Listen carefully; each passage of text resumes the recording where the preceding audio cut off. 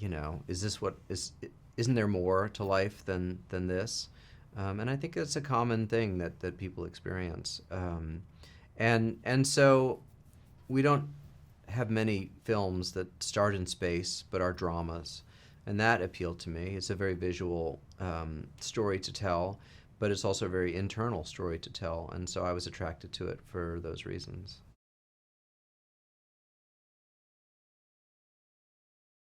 So the film is about Lucy Cola, who's an astronaut. Who, when we meet her, she is in space on a shuttle mission, and she comes back to Earth, and she is changed by that experience, and she wants to get back up there. She wants to get on the next mission, and as the film goes on, she's increasingly desperate to make it onto the next mission, and she meets a fellow astronaut who has been up, and the two of them make a connection because very few people have been up there and experienced what they've experienced, and those feelings get confused, and an affair begins between them, and that begins Lucy's unraveling. She begins to make decisions that are more and more questionable, and ultimately she's taken off the next mission, and things spiral from there.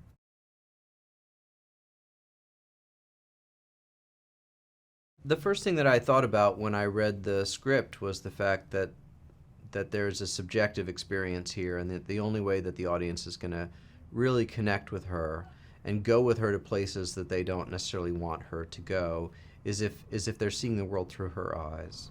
And if the movie starts in space where she's seeing the enormity of the universe, and then she comes back to Earth and everything feels small, then that should be the experience of the audience. So we should use the whole screen, and then when she comes back, everything should close down.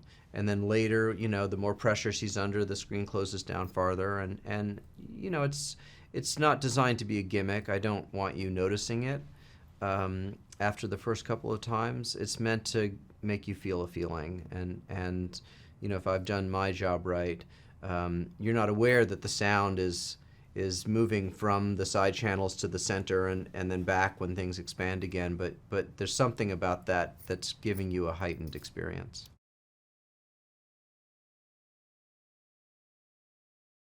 I'm a firm believer that the more we can do practically, the better, but obviously we can't go into space, and the reality of the underwater training sequence is that to build a spacesuit that she could actually go underwater in would cost $1 million, and this is an independent film, and so there had to be a combination of practical work and visual effects work.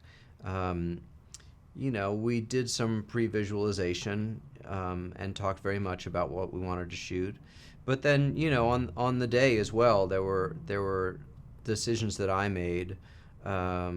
That helped us enormously in the end. For example, she's lowered into the water, on this elevator, basically, and so you see her submerge. And we hadn't planned on it, but I thought, well, let's we'll lock the camera and we'll put the helmet in front of the camera and we'll lower that. And then Natalie was kind enough to allow me to put her in front of the camera and lower her so that she went underwater. And then later, when her helmet is full of water, we were actually able to have her interacting with the water and put her inside of the helmet.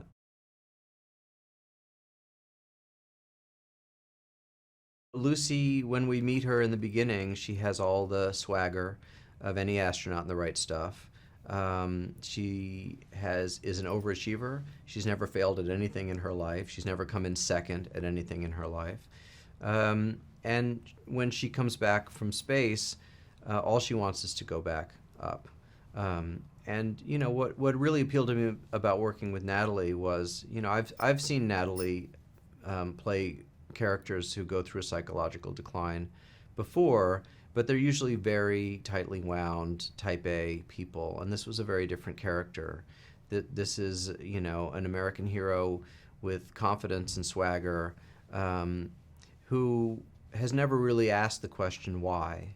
She's always asked the astronaut questions of how, what, where, when, and that struggle of why, like, well, why this life? What are we doing here on this earth?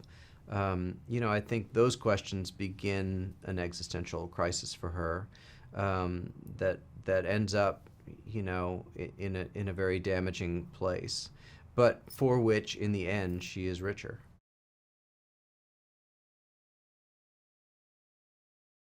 I think that that the human experience is, there's two kinds of humans, right? There are men and there are women, and I think we see a lot of films about men who have an existential crisis, but we don't really see as many stories about women and what that experience is like for them and the things that are expected of them and the things they expect of themselves.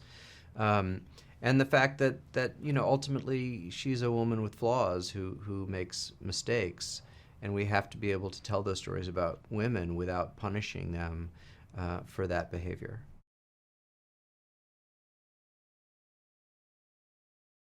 Well, this movie was inspired by a tabloid story, and my hope is that what people realize is that behind every tabloid story are human beings with dignity who have made mistakes, and that by returning them their dignity, we understand that these stories are tragedies. They're not there for our entertainment or our amusement. These people have felt real pain, and yes, they've made mistakes, but who among us hasn't?